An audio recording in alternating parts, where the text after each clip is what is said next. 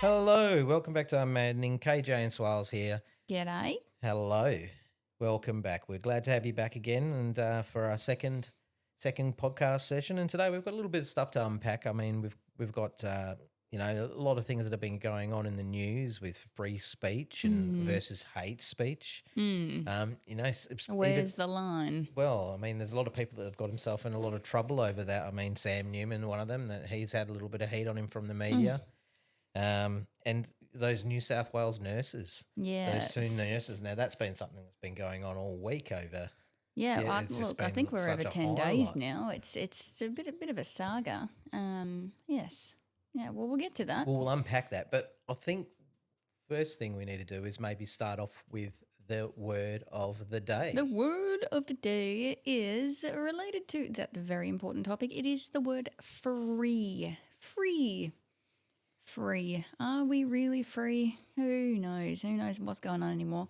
I had a quick glance at some synonyms for free. We've got terminology such as on the loose, at liberty, unrestrained is a good one, unshackled, and a lovely opposite for free, which I hope you'll think about this. Think about the implication of what the opposite of free is, which is to be captive, right? Who wants to actually be captive? Nobody intentionally seeks to be captive and not able to be any of these things, not be on the loose, not be unchained. You want to be free.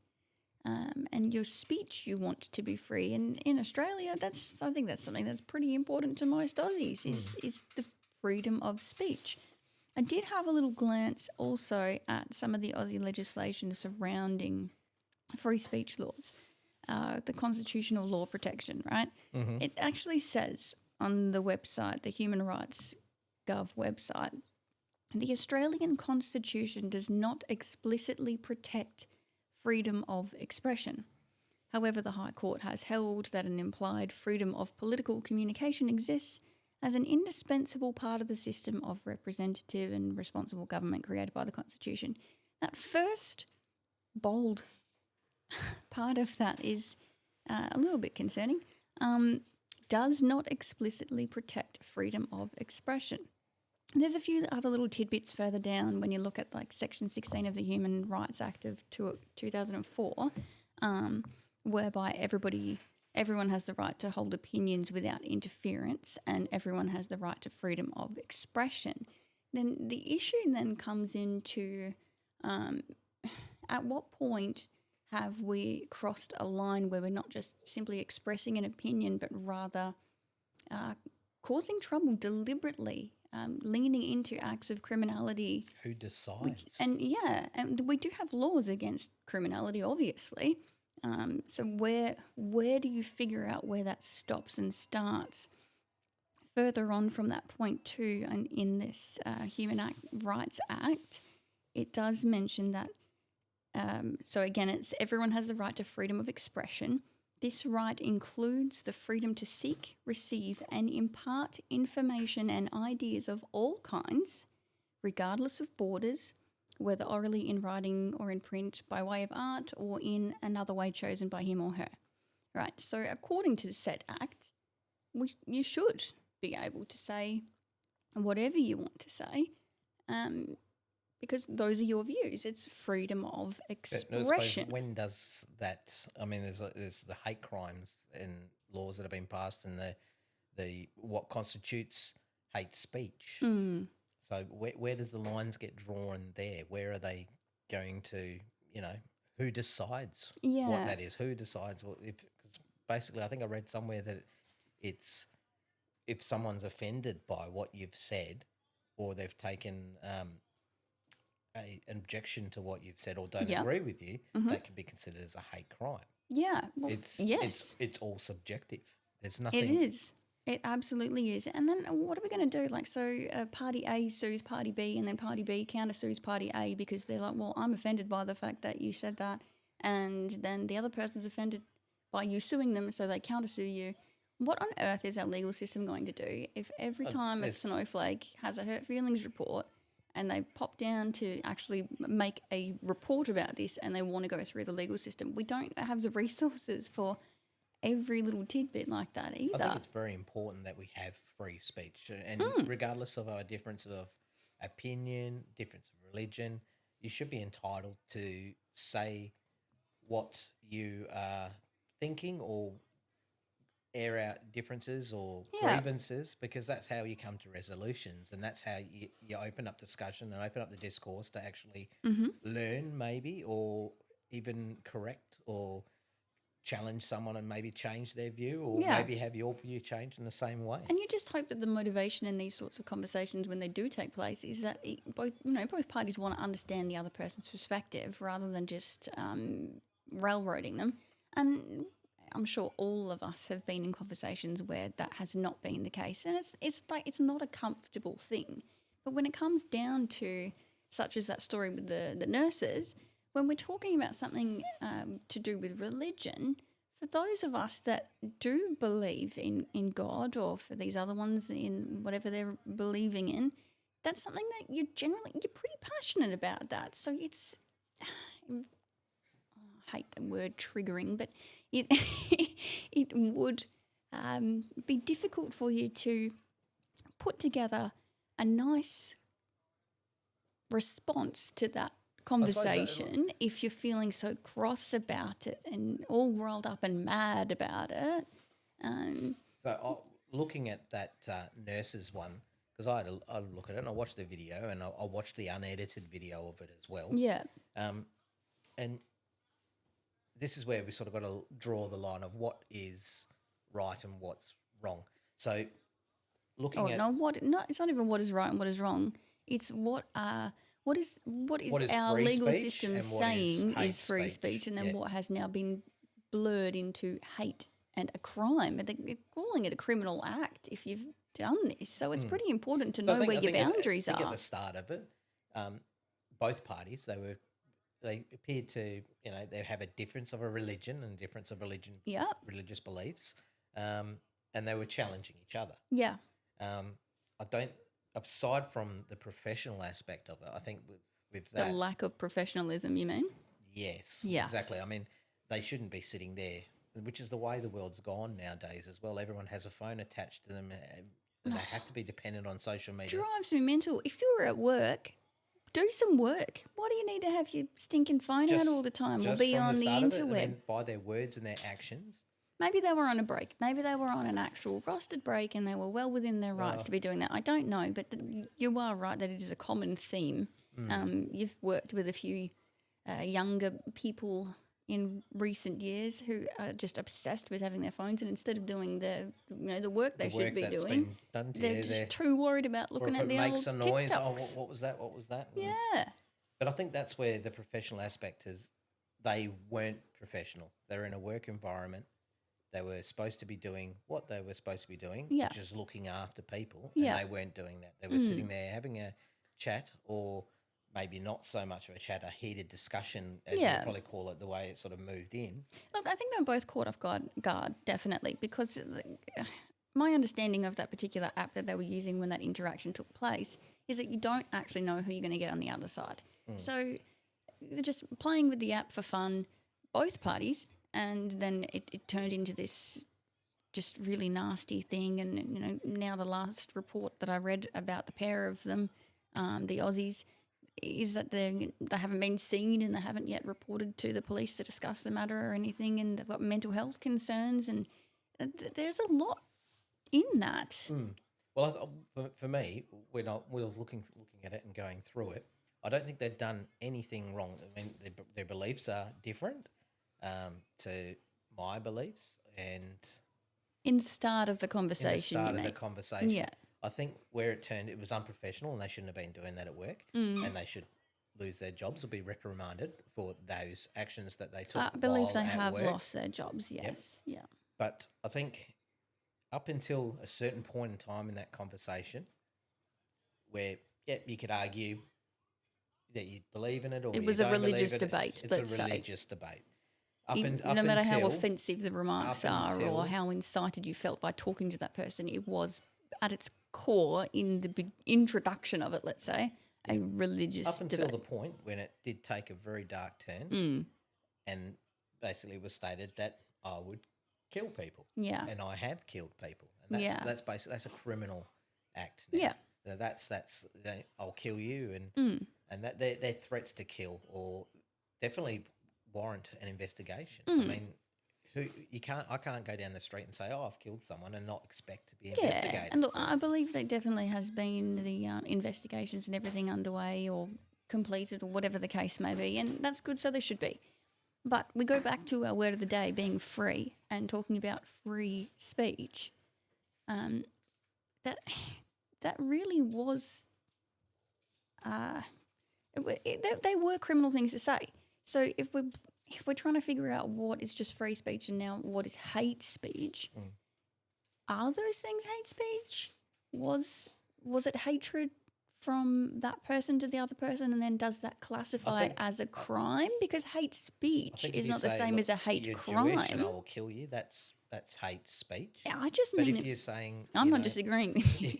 I just mean according to the legislation, which is very blurry and skewed.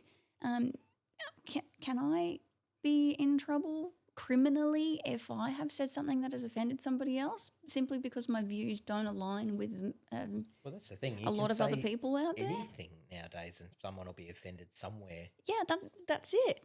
So it's like the government are really good at it. They always want to suppress what it is that we would like to say, and you've got a Free Speech Act and a Hate Speech Act and all these things in place to mess with your ability to actually think for yourself, to do the research, to read your Bible, to figure out what you believe is the correct decision to make and what you stand for. And then if you discuss what you stand for, do you need to be charged for it? If all you're actually talking about is that you disagree with this particular topic and you don't love genital mutilation of children, is that a hate crime for me to say that I'm not pro genital mutilation of children? I don't think it should be, but maybe it is. Your opinion, right? And you're entitled to have that opinion. You're entitled. You're given free will. You're given that, and you should develop your own opinion. Yeah, and we get the free will from God, and we're able to use that. But then we have the powers that be, the entities, which also He's in charge of the powers and principalities. So they're in place, and we're supposed to be respectful of those things.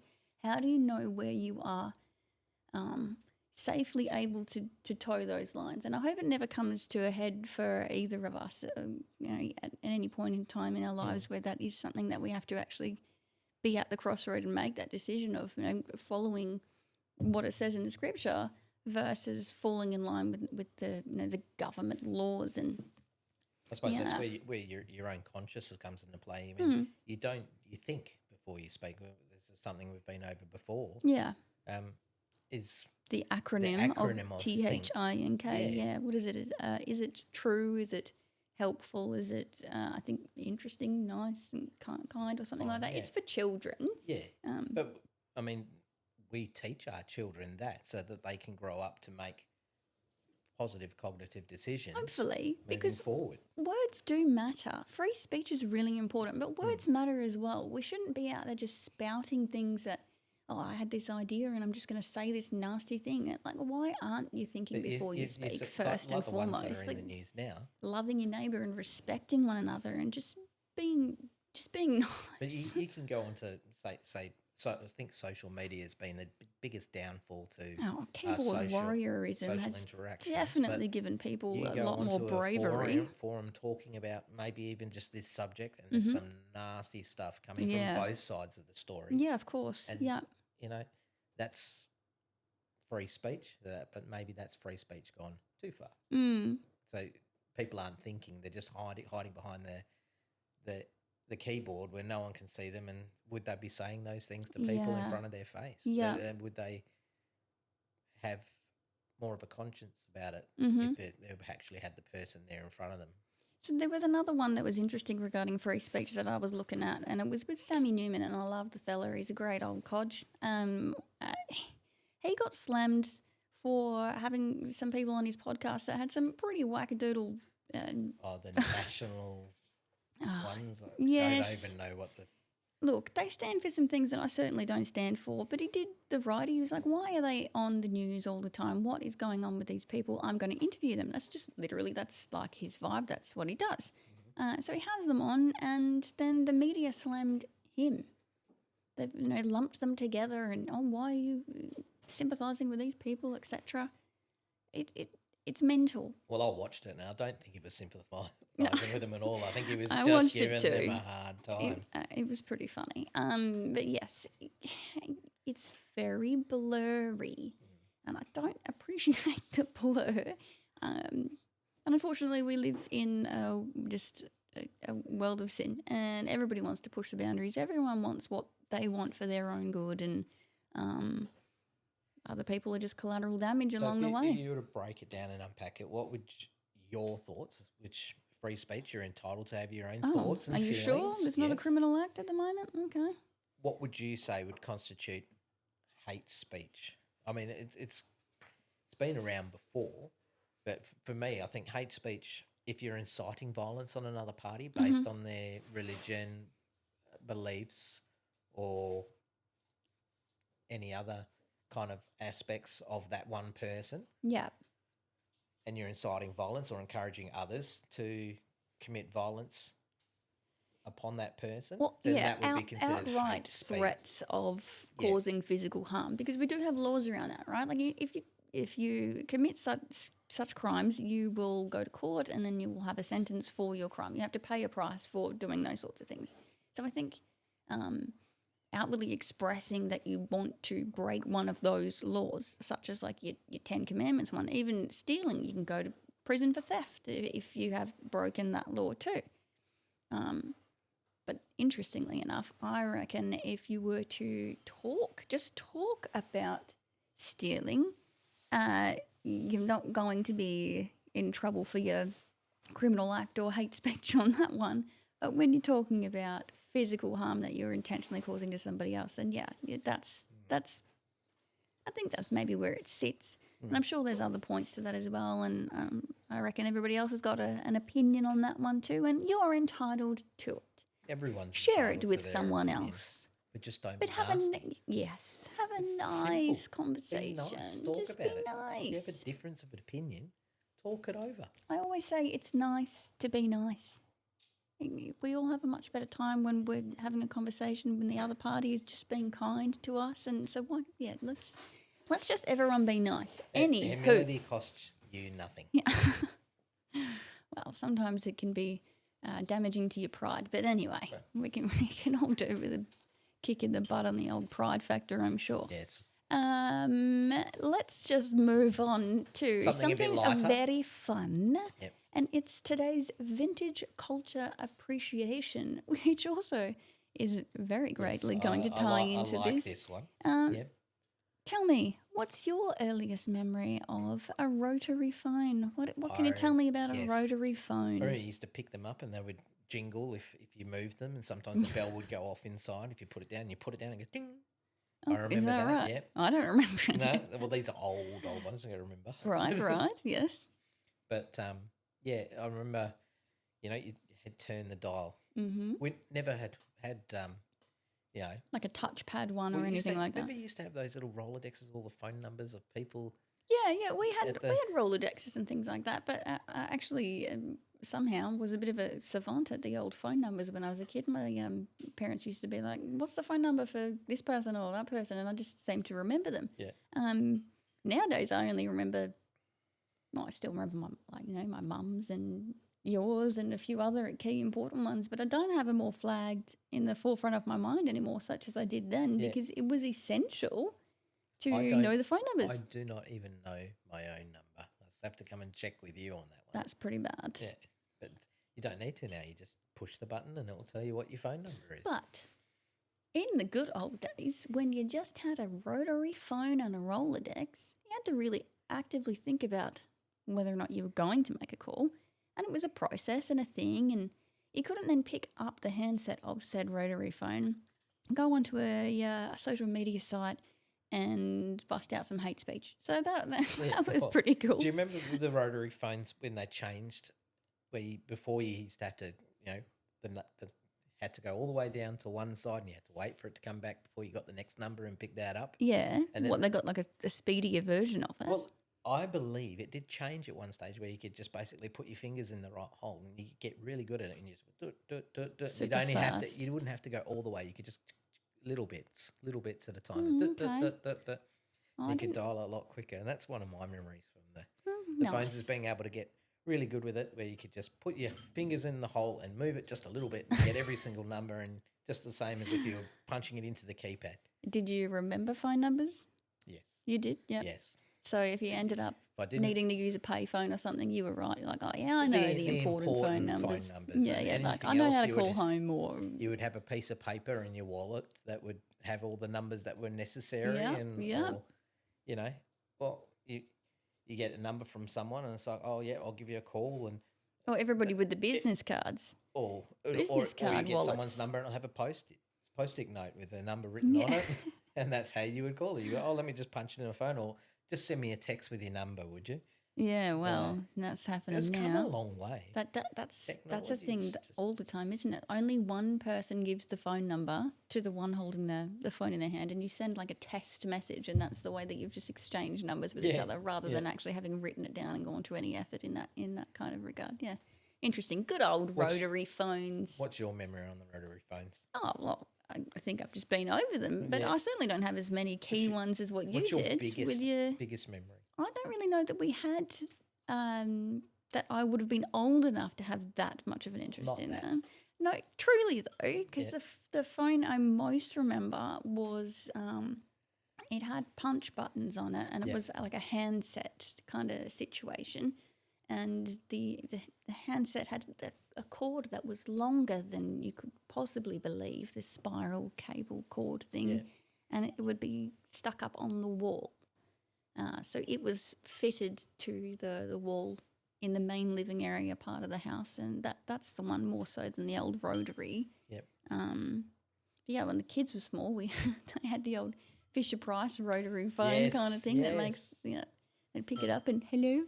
Not that any of us at the time would have one in the house anymore, Yep. but the kids had one to play with. A bit of vintage culture appreciation for them when they were babies. On that note, please remember to be nice to each other. No hate crimes. It's nice to be nice, guys. And it's free. Yeah, sure is. Catch you next time. Peace out. Thank you. Bye-bye.